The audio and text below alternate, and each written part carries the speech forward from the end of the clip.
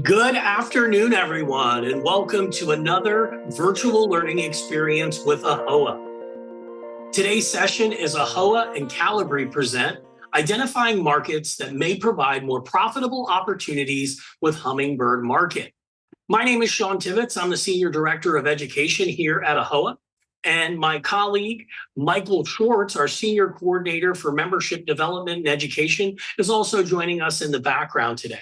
If you want to reach out to AAHOA Education, you can reach out to myself or Michael directly. Our emails are on the screen, or you can simply reach out to HOA@AAHOA.com. That stands for Hotel Owners Academy, Hotel Owners Academy. With that said, I'm going to go ahead and stop sharing my presentation and bring to the forefront our speaker today, Jennifer Hill. Hi, Jennifer. How are you today? I am doing well. How are you? So wonderful. I'm so glad to have you with us today. Really enjoyed your first session last week, and I'm looking forward to this one and Thursdays. I'll go ahead and turn things over to you. And Jennifer, as always, I'll be monitoring the chat and the question and answers should they come in. But please take it away. All right, great. Thank you so much for joining. Welcome, everyone. This is part 2 of the AAHOA and Kalibri Partnership Series. As Sean mentioned, I'm Jennifer Hill from Kalibri, and over the next 45 minutes or so, we're going to look at how owners can use our Hummingbird Market tool and overall performance data to find your most profitable business or potential profitable business if you are searching for new investments. So again, this is session 2 of 3 sessions. You can join one or all of them. Last week, we covered Hummingbird Commercial, and Sean will be sharing that out. And on Thursday this week at 2 p.m. Eastern, we'll be going over our profit strategy certification, which some of you may be familiar with. Now, if you did join us last week, know that there's a little bit of a repeat here up front just to make sure we get everybody on the same page. I am going to focus on Hummingbird Market, so it is a different tool, but some of the context setting is going to be the same. So as we move into the formal presentation, let's look at a little bit of what the data is telling us. So this is as of October 25th. I had hoped that we would have the update today before our session. Unfortunately, it was a little delayed. But what I want to point out for you here is that U.S. room demand is flat compared to 2024. Corporate, government, and group segments are all down. I probably don't need to tell you that. I guess one thing is, you're all experiencing the same thing across most markets and submarkets. The only segment still growing really is OTA, pretty significantly, both year to date and into the next 30 days. This is also as of last week, comparing our 975 submarkets and 334 markets. So 51% of our 334 markets and 43% of the 975 submarkets. So pretty significant percentage of both categories are flat or negative in year-over-year growth. And Hummingbird Market, which is the tool we're focused on today, is going to allow me to quickly show you what that looks like. So if you are considering your next investment, or let's say it's time for you potentially to divest, and you want to understand how your overall market or submarket is performing, this is going to be a great tool for you. One of the things we know is that revenue growth is relatively flat, right? It might vary, some hotels, some markets, some periods of the year, but costs are growing. That's one thing that's universally true across the board. And we're really focused on helping you identify additional profit. So what we're helping to drive to the bottom line so that your asset value is growing and your investment continues to improve. And that's exactly what this partnership is built for. We want to help you find really good investment opportunities, keep more of what guest pays, and share with you profit first training and tools, not just revenue metrics.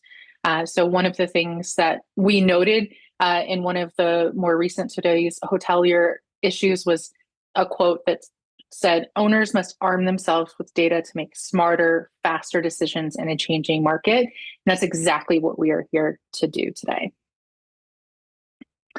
So I'll start with the member benefit. So if you were with us last week, you know there is a discount for AAHOA members on Hummingbird Commercial. The discount structure for Hummingbird Market is a little bit different. So this is a brand new product. We're about 10 weeks into the release and launch of this tool, and we actually are already making our very first enhancement to it by the end of this week. So it's only getting better, and it will continue to get better. So for AAHOA members, because it is a new tool, there's a 15% discount for Hummingbird Market subscription for year one. So you can do a single year subscription, or if you choose to do a multi-year subscription and commit to 2 years, you'll get 15% off for year one and 10% off year two. And the reason that discount is shrinking is because this is a new tool. We want to really encourage you to test it out and to start with it as soon as possible. So that's a little bit of a deeper discount. And we also have a really great incentive for you. When we get into the tool, you'll see that you can also order reports that are over and above the subscription cost. So if you are really getting into the details of a particular deal, those reports do have a fee associated with them. But if you become a Hummingbird Market subscriber before the end of this month, you'll receive 3 trendline reports for free, which is around an $1,800 value. So it's a pretty significant incentive for you. Additionally, we are launching, along with our webinar on Thursday, our AAHOA and Kalibri Certified Hotel Profit Strategist program. This is fully online, self-paced. And then early next year, we are going to be launching an analyst program. So for those who are just coming into the industry or really just breaking into the business, we're going to offer an analyst to start, and then you can take the more advanced certification for the strategist. All right, so let's get into it, right? We're facing a lot of challenges. We could be here for all 45 minutes of my planned content listing all of the challenges we're facing. We really put them into 3 big buckets that, cover no matter what's happening in the economy, no matter what's happening in the US government.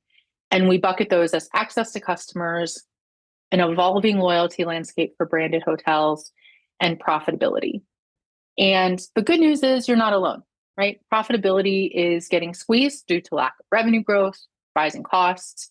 Efficiency is a challenge as new people are coming into the hotels that we own and operate. We're needing to train them in the business.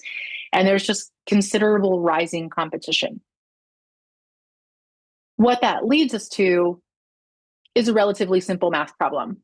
We've muted revenue growth, consistent spikes and increases in our expenses, and it really is forcing us to reimagine how we run our hotels and get our customers. So as we witness interest rates rise, insurance, property tax, renovation reserves, labor, and cost of acquisition all increase, the only thing we really can control is how we're bringing the business in the door. We're really looking to help you protect your investments. Probably in many cases, these are generational investments, right? We want to make sure that they continue to grow and are profitable for future generations. And we know investment has slowed, and that's because it's not as profitable as it once was.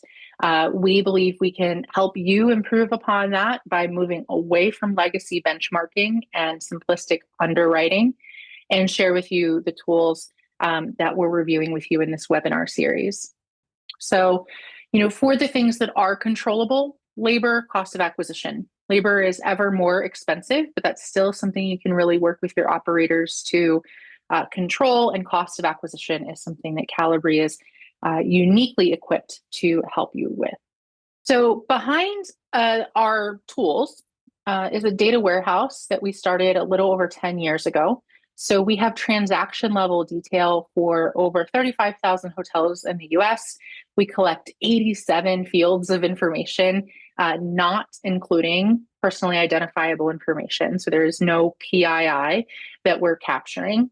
And this allows us to give you a really significant granularity in data. So we're helping you understand by day, by week, by month, by rate category, by channel, by loyalty or non-loyalty, length of stay, various factors that are focused on driving the most revenue. One of the other things that is unique to Kalibri is we're collecting acquisition costs, right? So we are the only third-party benchmarking company that does this. We are the only ones who can provide this data to you either at that investment stage, which we're focusing on today, or through the operations stage with Hummingbird Commercial. And as you can see here, across the US, hotels are spending 20 to 30 cents of every dollar guests pay just to acquire that guest. So customer acquisition costs are 20% to 30% of guest paid revenue. That's one of the largest controllable expenses, and it's one that we can help you reduce. So we do this by tracking different types of revenue. And what you see on the screen now is hotel collected revenue, which is our most familiar metric. This is what's reported on your own financial statements. This is what's on the STAR report. This is simply revenue. We have to call it hotel collected revenue because we have other types of revenue that we track. So we start with hotel collected revenue, and we're then able to gross that up with the cost of acquisition. Primarily at this stage, it is OTA margins and markups, and we're using that to calculate guest paid revenue, which is as straightforward as it sounds. It is what the guest is paying to stay in the hotel, whether it is directly to the hotel or through a third party. Okay, so let's imagine a $100 reservation coming through Expedia. It's a net rate. Expedia is collecting $100. You're going to get $85 if your commission is 15% for that day. If that same reservation comes through Hilton.com, guest is paying $100. Your hotel collected revenue is still going to be $100, although I know there are associated costs with that. And where we address those is at this stage. So we'll then deduct transaction-specific costs, including any of those margins or markups, traditional retail commissions, loyalty investment, and then those channel costs and transaction fees. So let's say it cost you $3 to bring in a reservation from brand.com. That's going to mean that you're getting at this net revenue level, what we call COPE revenue, $97, which is still more than your $85 from Expedia. Okay. So we deduct the total cost of acquisition from what the guest pays to calculate a type of net revenue we call COPE revenue. COPE is an acronym. It stands for Contribution to Operating Profit and Expense. And if you've seen us speak before, you probably know that we like to say this is also a way to cope with your distribution costs. And these are the three types of revenue that you will see in our tools in Hummingbird Market, which I'll show today, as well as Hummingbird Commercial. There's another type of revenue that we always want to consider, and we do from any type of industry perspective. And this is quote unquote true net revenue. And this actually takes into account sales and marketing expenditures, because that is for every hotel, no matter what your chain class is or size, number of rooms, you have some sales and marketing investment. And we want to make sure that we're accounting for that when we're talking about these big shifts.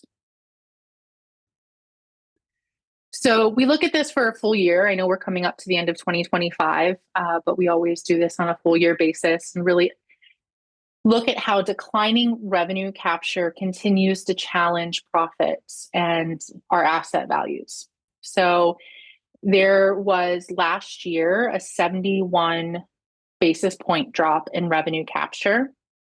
So while that doesn't seem like a huge percentage, it equates to $1.5 billion in revenue capture, and that is billion with a B. And that, using a simple 8-cap calculation for an investment, is an $18.7 billion reduction in US hotel asset value. So that's something that we really want to focus you on, is understanding revenue capture, what you're keeping of what guests pay, where there is additional volume through channels that are more profitable, as well as driving you toward markets that have a lot of demand and are growing versus a market that you might be interested in but maybe is stagnant. So as you can see on the left-hand side here, from 2015 to 2019, so pre-pandemic, hotel collected RevPAR increased every single year. We were all super happy with this, really good looking ahead into 2020. Unfortunately, we all know what happened. The problem was that while RevPAR was growing, as you can see on the left-hand side of the screen, on the right-hand side of the screen, the revenue capture was actually decreasing.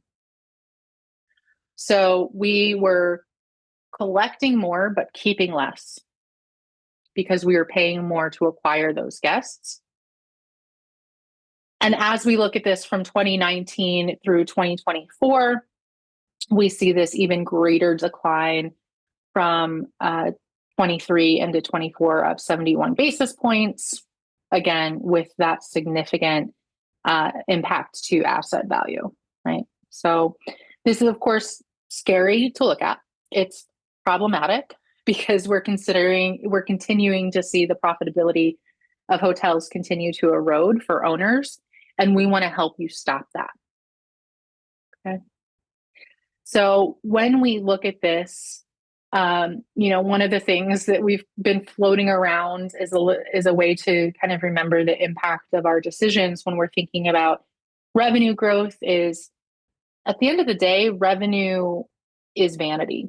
RevPAR index looks great. I know it is a trusted measure of success for banks and investors and management agreements and our brands, franchise agreements. But at the end of the day, we've never taken the STAR report to the bank and deposited it to cover payroll. We need to be focused on profit so that we are driving that cash flow, because that is really what is the reality for us here, right? Is what we're driving through to the bottom line and then what we're generating in terms of cash flow.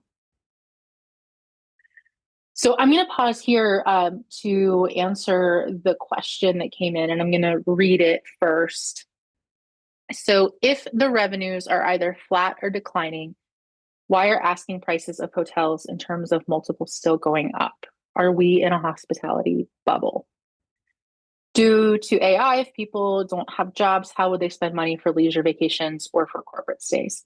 So this is a really interesting question. I would normally say in pre-pandemic times, and I think just, among the participants on this call, while I have been a lifelong hotelier and have been in the industry, that probably hundreds of years of experience in hotel ownership on the call in terms of attendees today outweighs my experience. But pre-pandemic, we would say, that the hotel industry tends to be a lagging indicator because of the booking window. So post-pandemic, we know the booking window has really shrunk. We know government, particularly this year, has been heavily impacted at the start of the year by the cuts in government spending. And now for the last, I think we're on day 34 of the government shutdown. So in markets where that's having a huge impact, it is definitely going to be challenging. I wouldn't say, and this is me personally, so just know this is not the official word of Kalibri. This is Jennifer Hill telling you, I don't think we're in a hospitality bubble, but I do think if we're not smart about how we go about creating the future of our business, i.e., specifically focusing on our controllable costs, like cost of acquisition and labor, of course, that we're going to make it harder and harder for ourselves. And the next example that I'm going to show you is actually going to expand on that a little bit and maybe even be a little scarier. But I do think this is an industry that is resilient.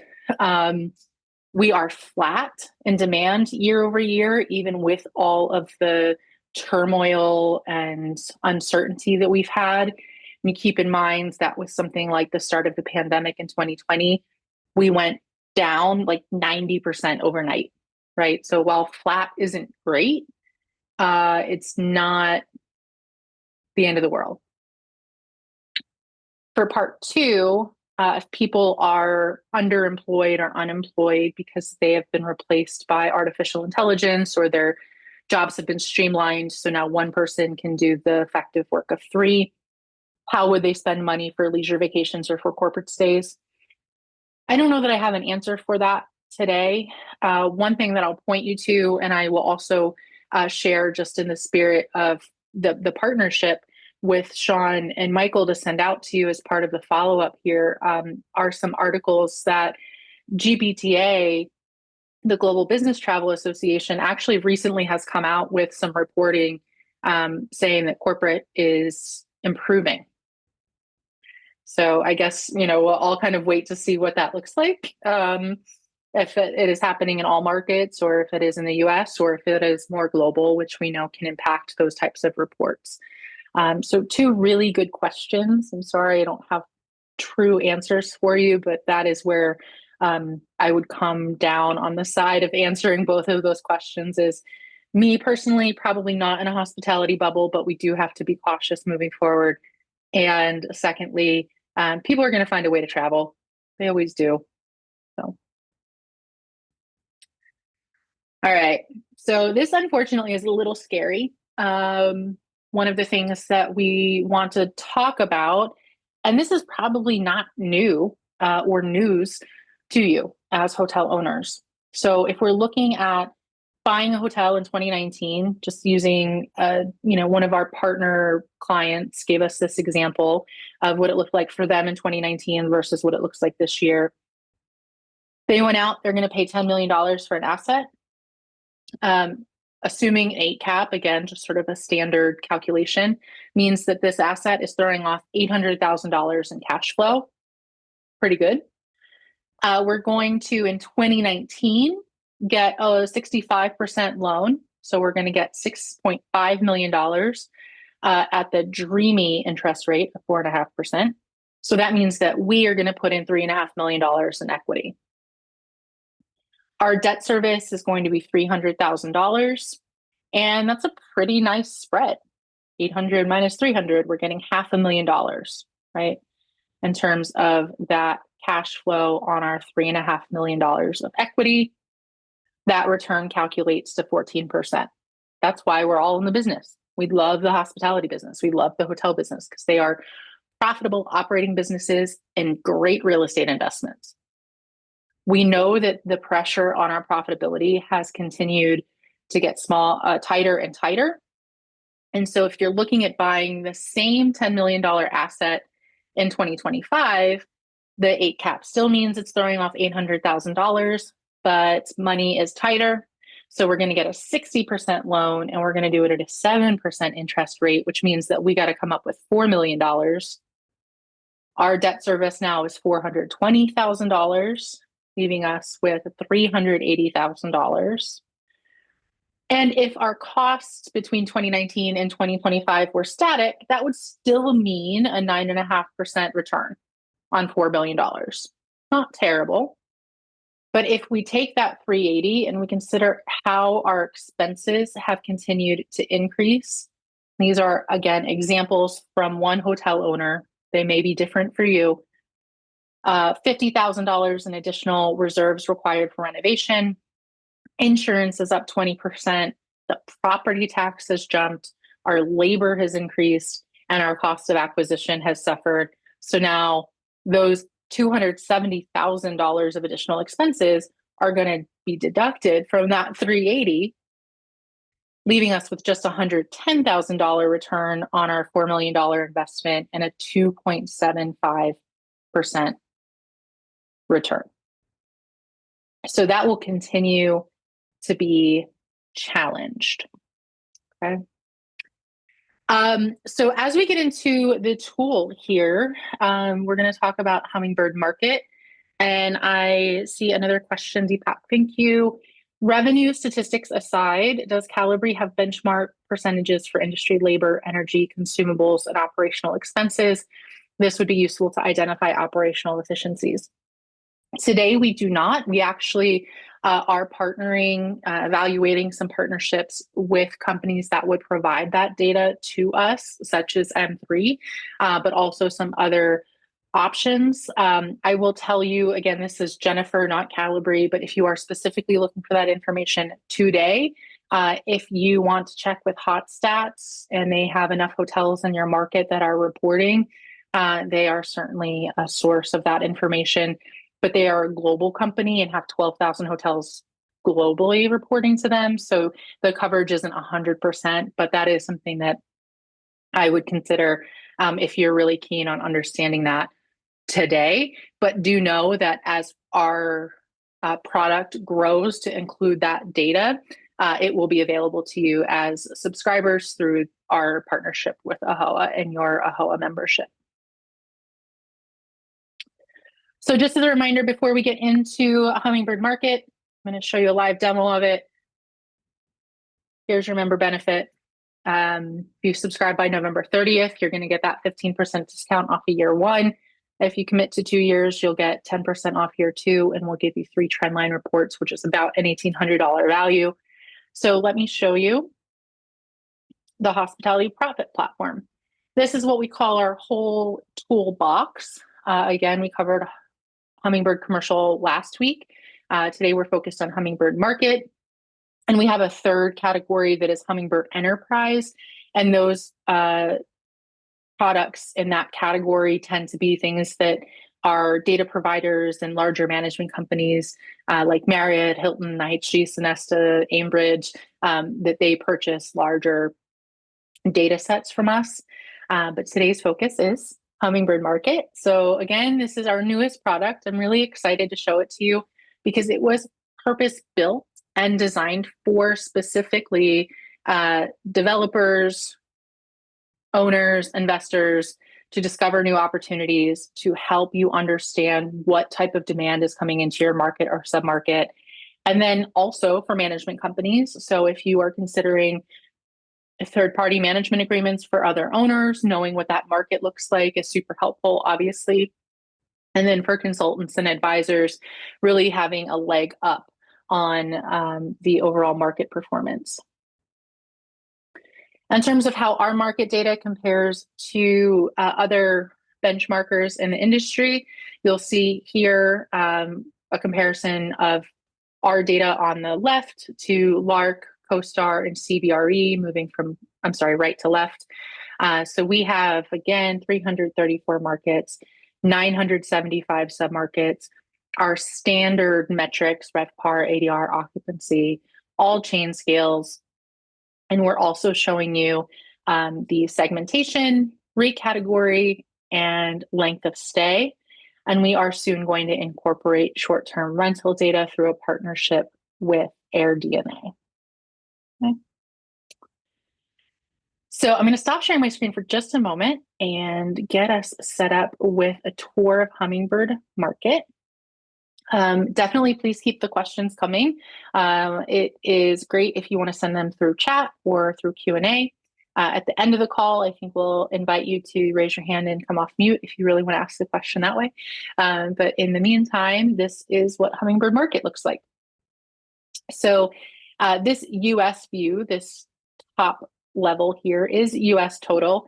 I happened to be looking at Grand Junction, Colorado earlier, which is why that's still here, but know that these numbers are specific to the total US. That does get sticky. So for September of 2025, again, just coming into the month of November, we'll have October data available soon. We can see for the US total, our occupancy, our ADR, RevPAR, and daily supply. Staying on the right, left rather, we have location type. So we break our markets and submarkets into 5 different types of locations: small city town, resort destination, mid-sized city, rural area, interstate, large metropolitan area. And at every level of detail, we have the graph and the table. The table is going to show us the year-over-year comparison. So if we take a look at small city town, occupancy is 65.2%. In September, that's down 1.1% year over year. We see ADR, RevPAR, and supply here in the table. And if we want the visualization of those, we can grab the metric dropdown and pick up that RevPAR visualization for location type. But we also have chain scale. So luxury through independent, and chain class, which is luxury through economy. Same functionality. So again, total US. Okay. Skipping over the market selection for just a moment, I'm going to point you here. So for Hummingbird Market, we do default to hotel collected revenue because that is what underwriting is usually based on 99.9% of the time. So we want to deliver that data right to you. And we do offer you the ability to navigate to guest paid, again, what guests are paying to stay in the hotels, and whether it is directly to the hotels or through a third party. And then our net revenue, COPE revenue. So these are all three available to you at any time. And moving to the right to focus on the menu, and I just kind of shrunk that panel to do that. What we can do is zoom in. And the great thing about this tool is you're not limited to buying one report for South Bend, Indiana, and that's the report you have for today. If you are really interested in understanding, where there is opportunity, this is a heat map. So you can see legend here. The darker blue, the almost black, is a market that is showing exceptional growth year over year, right down to the really light blue or gray, which is experiencing a severe decline. I just happened to mention South Bend because I'm a college football fan, and of course, Notre Dame is always a conversation, and South Bend is doing really well. They have a 110 index, so they're doing 10% better than last year. So now we can zoom in to South Bend. We can click on Explore Market. And this is going to show us how this is broken into 2 additional submarkets. And if we just change our visualization a little bit, we'll see the overview of South Bend, Indiana, the demand, revenue, and daily supply. This table comparison overview shows us occupancy, ADR, RevPAR, our booking cost or customer acquisition cost per room night, and our average length of stay. This section on the left is specific to South Bend, and this section on the right is going to compare South Bend to all other small cities and towns, right? So we know that this is a growing market. We can see in September, they ran almost 68% occupancy, which was 9% year over year growth versus all other small city town markets in the US, 65.2% occupancy and a 1.1% decline. Okay? So we show the latest month and then trailing 3 and trailing 12 here. And then we can see the latest 12 months here. In some of our practice and testing, we do have up to 10 years. There is an additional cost for that level of detail in history, but we will have levels that you can evaluate. But 12 months, especially the way things change these days, is usually more than enough for folks to look at. I'm going to show you these next 3 tabs. And then I'm going to zoom out and take a look at Southwest Florida because that was a question that came in.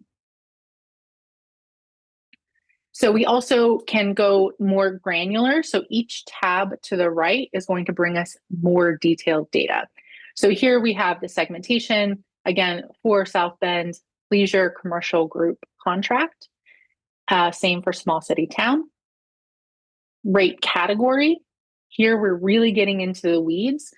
This is a great example of a town that is experiencing growth in corporate and even a little bit of growth in government, right? So while most small city towns are experiencing almost a 16% decline year to date, in September, South Bend was up a little bit. And then you can see that by month performance, you just drop down the rate category that you're interested in. And then last but certainly not least is length of stay. Knowing that length of stay is a hugely popular asset class, either to acquire or build right now, we wanted to make this data be quick to access and available to you as you are making those development considerations. So we have the primary 4 tiers that most purpose-built extended stay hotels work with. So 0 to 6 room nights, 7 to 14, 15 to 29, and then 30 plus room nights. So you can really understand what that looks like. And before we go into one of the other markets, either South Florida or Mount Laurel, I'm just going to show you what it looks like when we go one step further into the submarket, and I'm going to click Elkhart. So now we're going to get Elkhart submarket compared to South Bend. So let's say you were interested in building an extended stay property in South Bend, but you wanted to know if there was demand in this 30 plus night category, specifically in South Bend, which there is this huge year-over-year percent growth versus South Bend overall, right? So if you are interested in buying dirt in South Bend, Indiana, buying it in the submarket of Elkhart makes more sense because there is more demand there for those 30 plus night length of stay. Okay. So I'm going to take us back out to the US view. I'm going to show us the two markets requested. So South Florida and Mount Laurel. This is definitely a tool that you can get access to pretty much right away. So if you are considering a deal and want to get a subscription started, we would definitely prioritize that for you. And I also want to show you the report ordering function before we wrap up. All right, so South Florida. Again, you kind of see the heat map here. So we have Miami at a 96% index, which we're calling a slight decline. Fort Lauderdale, which is at 100, kind of flat, modest to modest growth. West Palm, slight decline, or significant decline, I guess, actually. Port St. Lucie, which is definitely moving more up the coast here, we're looking at a 109. So while Miami and the Keys are significant or slight decline, going up the coast a little bit to Sarasota or to the Port St. Lucie area, either on the east or west coast here, is a little bit more positive because they're showing modest growth. And I'm going to pick Port St. Lucie and then show you kind of the submarket is the same. So that will be the case in some areas. And when we zoom out and back up to New Jersey, to grab, sorry if I'm making anyone motion sick. Let's see. I think Mount Laurel ends up in the Philly submarket. Yeah. So Mount Laurel is in our Cherry Hill Camden submarket. So it's showing modest growth, a 101. So we can explore that. And this is what that looks like by length of stay. And then for the overview here. So let's say we're looking at this, we're like, okay, great. The numbers aren't super positive. All of our key metrics, occupancy, ADR, RevPAR, are declining year over year. And our booking cost per room night is actually up. Which means we're paying more to acquire that business. So now we want to super zoom in from Cherry Hill Camden to maybe a particular comp set in Mount Laurel. Maybe you specifically want to stay on the New Jersey side, or if you want to be in a 5-mile geographical range, and some of those fall on the Pennsylvania side, you can request a report with the comp set of your choice by selecting order report in the upper right-hand corner here, and then selecting trend line. There are other report options here as well. The trend line report, if you sign a subscription for Hummingbird Market before the end of this month, this is a $5.95 value. So again, you'll get 3 of those at no charge. And so you hit next.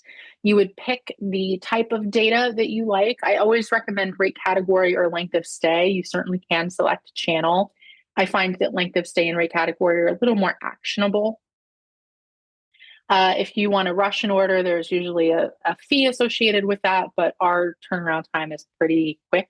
So unless you need it like in same day, I would typically recommend not pushing the rush order. You can select the date range, 6 or 9 years. name the report what you want it to be. And then as we get you started on your subscription, we'll teach you how to work with the comp set workbook, but you'll download it, pick the hotels that you want to include in your comp set, and then you'll copy and paste those numbers right in here. You agree that you're going to pay us for the order, and except for those first 3 free ones, and then you request it. So pretty straightforward. It is not a lot of back and forth between us and you in ordering that report. And then when the report is delivered, you're going to log back into Hummingbird Market, or maybe you'll already be logged in that day, and you'll have a report delivered here directly on your screen, and then you'll always have access to it. You won't have to dig through your email and find when we sent it 6 weeks ago or even 6 days ago sometimes. You can search, of course, by report name. So this is really meant to be an all-in-one feature set for you, so that as, again, you're considering management, development, you're just kind of understanding what is happening in certain areas of the world or of the United States, you can get in here and really start clicking around on your own. And again, certainly appreciate the requests for those markets as well as the submarkets. I'm going to try to tie things together here pretty quickly, just again with highlighting the member benefit, right? Like, we want you focused on where there's demand, where there's profitable revenue, markets and submarkets where the booking costs are not increasing but declining year over year, or maybe even staying flat is the best we could hope for. So the retail price, the sticker price for Hummingbird Market, is $1,950 per license. So again, we're going to offer AAHOA members an exclusive discount of 15% for the first year of Hummingbird Market. It'll be 10% in year 2 if you sign a 24-month agreement. And again, we're super happy to support you in terms of those 3 trendline reports if you subscribe by the end of the month. And then Sean mentioned earlier, on Thursday, we're going to review our profit strategy certification. Each one of these calls between last week's today and on Thursday have gotten a little bit shorter. So if you are able to attend all 3 and you have questions based on them, we're definitely going to have a lot of time on Thursday to walk you through that. But I'll be showing you how you access the certification site, how you get signed up, and then how you navigate through the modules. But it's not going to be as in-depth a demo because it is self-paced. It will be up to you how you go through that tool. So we're really excited again to partner with AAHOA. Thank you so much for your time today. And as we wrap up, I will put my contact information back up here on the screen. It's simple, Jennifer@kalibrilabs.com. And this QR code up here, if you scan it with your phone, will go right to our website, especially built page for AAHOA members, so you can access a lot of the quick info about our products that you may be interested in. Excellent. Thank you so much, Jennifer. We're delighted for the partnership as well on the AAHOA side. So with that said, on behalf of your friends here at AAHOA, I will put one more slide up on the screen. Boop. Should be there. Thank you for joining us today. If you'd like to reach out to myself or the AAHOA team for education, you can reach out to HOA@AAHOA.com. And of course, you can visit our website. I'm seeing hearts and claps, so people are as equally as impressed as I was, Jennifer. Amazing tool. I'm really looking forward to the certificate as well. Yeah. Looking forward to the certification programs. Yeah, really excited about that. We've had a great AAHOA Day. I met with the team earlier about AAHOACon in April. So it feels like that's a long time away, but it's really just around the corner. So thank you so much. Yeah, excellent presentation. Thanks so much, everyone.